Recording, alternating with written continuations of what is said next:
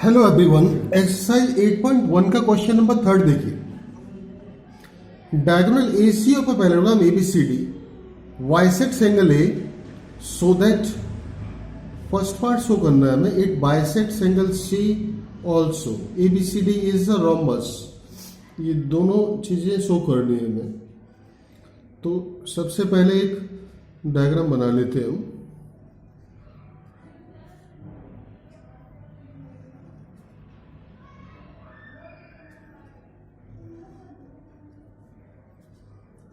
इस टाइप से पैरेललोग्राम बना लिया हमने एबीसीडी। एसी इसका डायगोनल दिया हुआ है, देखिए given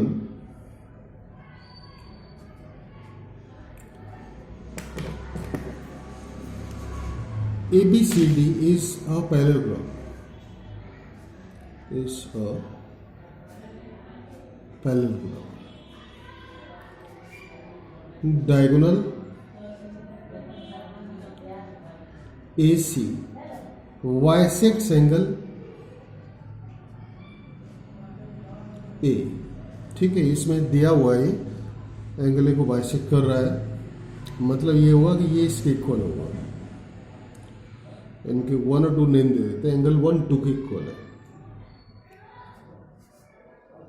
1 is equal to angle 2। ठीक है ना। देखिए प्रूव करना है हमें, to prove.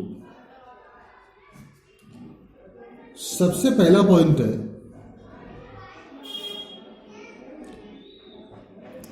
AC bisects angle C।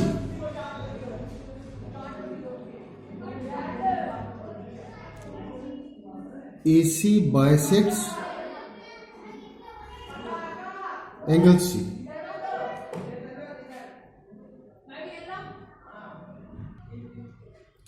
Second point prove करना है इसमें, ABCD is a rhombus. Rhombus का मतलब कि सारी साइड सेम हो तो रोम्बस प्रूव हो जाएगा। ठीक है ना। प्रूफ देखिए इसका।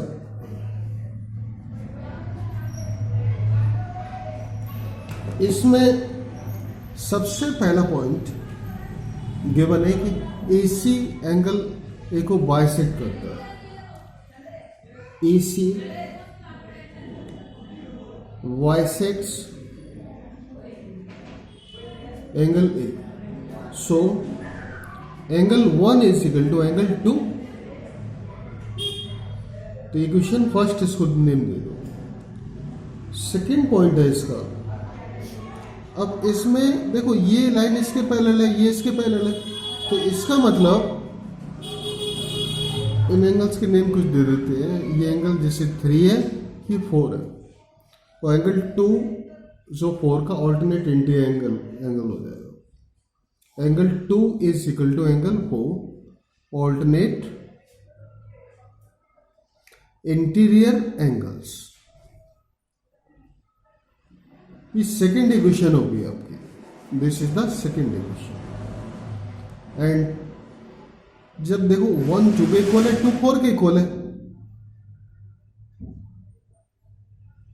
देखो इस आगे जो है 2 जैसे 4 के इक्वल है, इसी तरह से 1 3 के इक्वल हो जाएगा। ये भी सेम वही ऑल्टरनेट इंटीरियर एंगल्स है कि नहीं, क्योंकि AD BC के पैरेलल है, AC ट्रांसवर्सल है, तो इसलिए alternate. This is the third equation. अब देखिए बड़ी सीधी सी बात है, 1 2 के इक्वल है, 2 4 के इक्वल है, एंड 1 3 के इक्वल है, तो डायरेक्टली 3 4 के इक्वल हो जाएगा। So angle 3 is equal to angle 4 from equation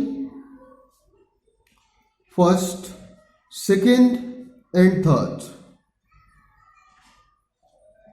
इस टाइप से तो डायरेक्टली हम कह सकते हैं कि AC जो है एंगल C को बाइसेक्ट कर रहा है, क्योंकि दोनों एंगल इक्वल हो गए इसके। सो AC बाइसेक्ट्स एंगल C। ठीक है ना। तो ये पहला पार्ट हमारा प्रूव हो गया इसका, फर्स्ट पार्ट टू प्रूव का, AC बाइसेक्ट्स एंगल C। अब सेकेंड जो पार्ट है हमारा, सेकेंड पार्ट में हमें ABCD रोम्बस दिखाना है। तो रोम्बस के लिए जो है सभी साइड सेम आनी चाहिए। देखिए अब इसमें आगे जो है देखो 1 2 के इक्वल है, 2 4 के इक्वल है एंड 1 3 के, 3 4 के। सेकेंड पार्ट के लिए from equation first, second, third and fourth we get, तो सभी एंगल्स आपस में इक्वल हो जाएंगे। Angle 1 is equal to angle 2 is equal to angle 3 is equal to angle 4, या angle 2 is equal to angle 3। जैसे जब सारे इक्वल हैं तो ये तो अब इस ट्राइंगल में, ट्राइंगल ABC में angle 2 is equal to angle 3 है। सो इनकी opposite sides AB and BC equal हो जाएंगे। So AB is equal to BC। भाई एंगल्स इक्वल दिए हुए हैं, उसकी हेल्प से साइड इक्वल आई है, तो रीजन इसके लिए दे देंगे आप sides opposite to equal angles. ठीक है ना, इस टाइप से हो। This is the fourth equation.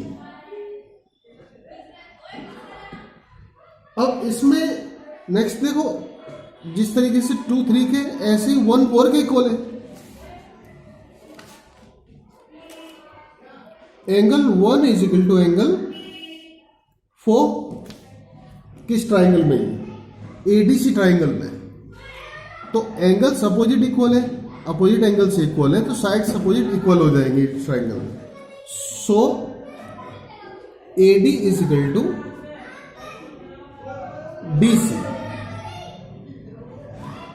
वही सेम रीजन दिया जाएगा, sides opposite to equal angles. This is the fifth equation. ठीक है ना। अब देखो इसमें ये अपोजिट साइड सेम हो गई इन ट्राइंगल्स की।